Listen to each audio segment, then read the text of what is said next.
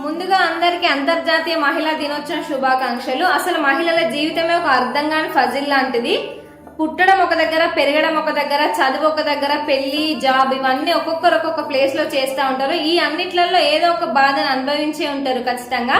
So వీటన్నింటిని కూడా దిగమింగుకొని ఖచ్చితంగా ఏదో ఒకటి రంగానికి ముందుకెళ్దామంటే ఎన్నో మనకి అడ్డంకులు వస్తూ ఉంటాయి.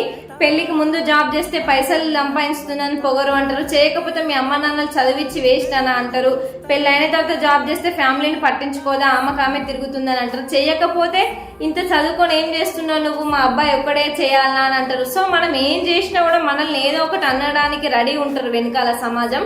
వాళ్ళందరూ ఏదో అంటున్నారని మనం అసలు ఖాళీ ఉండొద్దు, ఏదైనా ఒకటి చేస్తూ ఉండాలి, ప్రయత్నం అనేది చేస్తూనే ఉండాలి. ఇప్పుడు కాకపోతే ముందన్న వస్తుంది ఖచ్చితంగా.